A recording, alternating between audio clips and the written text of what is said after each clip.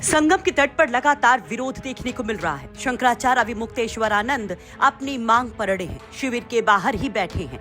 वहीं अधिकारी भी मानो एक के बाद एक एक्शन लेकर अपने रुख को स्पष्ट कर रहे हैं कि माफी तो फिलहाल दूर की बात है, अभी तो कुछ और ही नया खेल होने वाला है। क्योंकि अब तक 2 नोटिस यहाँ पर अविमुक्तेश्वरानंद को भेजे जा चुके हैं, जिस पर जवाब भी अविमुक्तेश्वरानंद स्वामी की तरफ से दिया जा चुका है।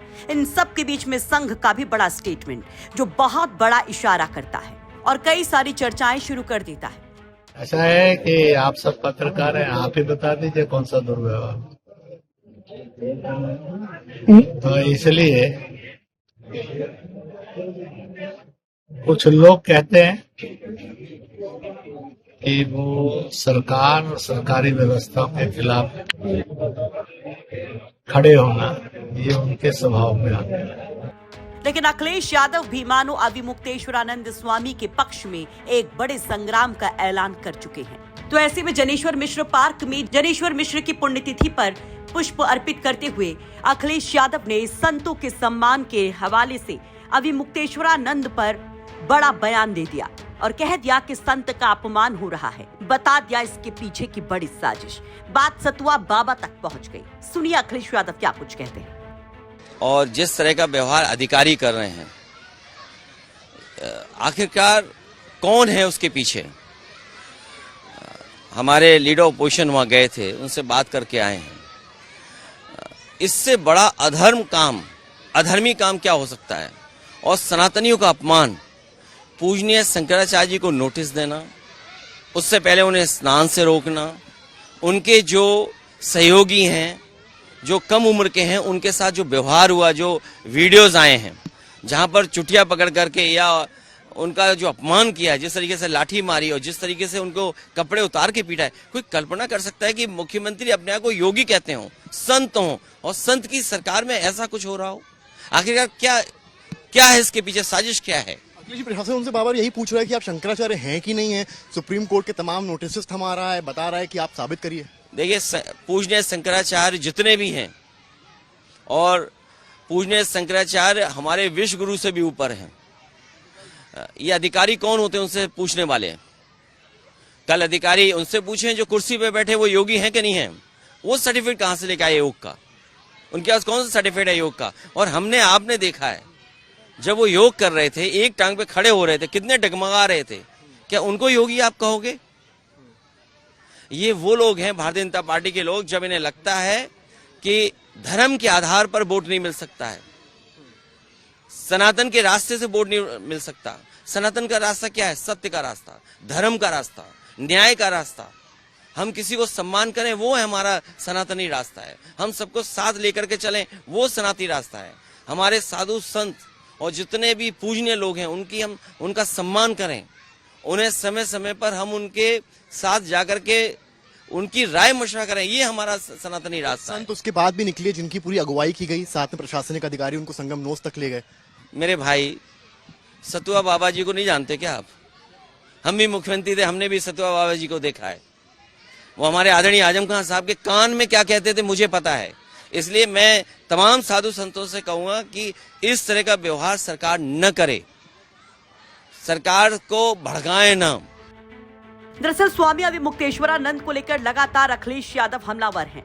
पहले जब शंकराचार्य की पदवी को लेकर नोटिस भेजा गया था तो उस पर भी अखिलेश यादव बरस पड़ते हैं। अखिलेश यादव ने सोशल मीडिया पर इशारों में सरकार से माफी मांगने की बात तक कह दी थी और ये तक कह दिया था किसी और की गलती के लिए भी अगर आप अप्रत्यक्ष रूप से कहीं दूर से भी जुड़े हों तो क्षमा याचना करने से कोई छोटा नहीं हो जाता, बल्कि मन को हल्का और अच्छा लगता है। लगातार सोशल मीडिया पर अखिलेश यादव पोस्ट पर पोस्ट किए जा रहे हैं और मीडिया पर बयानों की बौछार किए जा रहे हैं। आपको बता दें कि दरअसल माफी मांगने का जिक्र उस स्टेटमेंट से भी जुड़ता है जिसको खुद स्वामी अविमुक्तेश्वरानंद ने दिया था। 2015 का वो किस्सा जब अखिलेश यादव की सरकार थी और वाराणसी में मूर्ति विसर्जन को लेकर संतों का प्रदर्शन था।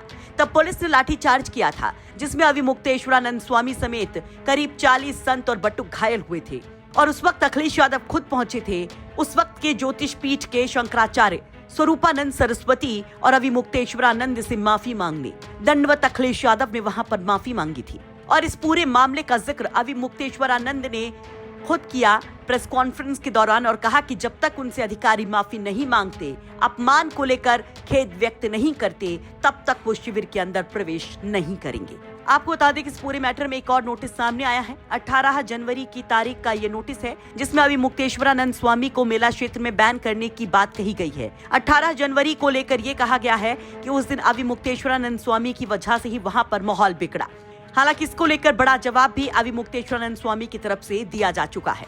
जवाब में कहा गया, बग्घी एक ऐसी गाड़ी होती है जो कम से कम 2 घोड़े द्वारा खींची जाती है और उसमें लगभग 3 से 4 फुट व्यास वाले 4 पहिए लगे होते हैं। जबकि स्वामी अभी मुक्तेश्वरानंद सरस्वती के पास शिविर में ना तो कोई बग्घी है न कभी थी, इसलिए मेला क्षेत्र में बग्घी से जाने का आरोप दुर्भावनापूर्ण, कपटपूर्ण है। स्वामी अभी मुक्तेश्वरानंद मौनी अमावस्या पर पालकी से त्रिवेणी संगम जा रहे थे। पालकी से चलना उनके धार्मिक कृत्य का अभिन्न अंग है, जो आदि गुरु शंकराचार्य जी के काल से 250 वर्ष से भी अधिक समय से चला आ रहा है। पालकी में 6 इंच के व्यास वाली स्टील के पहिए होते हैं। उसमें घोड़े और मोटर का कोई प्रावधान नहीं है। मौके पर मौजूद 5 से 6 उच्च अधिकारियों ने पुलिस बल का दुरुपयोग करते हुए मेले में अव्यवस्था फैलाई। लेकिन जिस तरह से अखिलेश यादव इस पूरे मैटर पर बोल रहे हैं, उस पर आप क्या कहेंगे? कमेंट बॉक्स में अपनी राय जरूर रखिए। लखनऊ से समर श्रीवास्तव की रिपोर्ट, यूपी तक।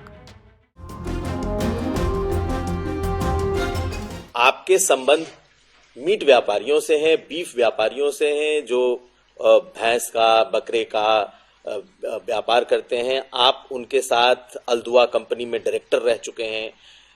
और आप हिंदुओं की बात कर लें, आप शाहरुख खान को गद्दार कर लें, लेकिन आपके संबंध देखिए मेरी जानकारी में कुरैशी जैसे मेरी पूरी जानकारी में है। पहले तो मैं आपको एक बात बताऊं कि ये अब तो अखिलेश के चेले चपाटे इसे उठा रहे हैं। ये 2013 में आजम खान और शिवपाल जी ने प्रेस की थी और प्रेस करके मुझ पर आरोप लगाया था यही सेम 100% यही सेम कि ये अल्दुआ कंपनी संगी सोम की है। हमने तब चैलेंज किया था मीडिया के सामने कि अगर आजम खान हमें इसमें हमारा जरा सी भी संलिप्तता किसी मीट फैक्ट्री या मीट वाले से दिखा दें तो हम राजनीति छोड़ देंगे, देश छोड़ देंगे, नहीं तो आजम खान को छोड़नी पड़ेगी। आप लगाइए कि उस टाइम मेरठ के जो कमिश्नर थे उन्होंने इसकी जांच की। ये 2005 या 6 में हमने एक जमीन खरीदी, 7-8 महीने हमारे पास वो जमीन रही, हमने बेच दी। आज इस बात को मेरे ख्याल से 20 साल हो गए।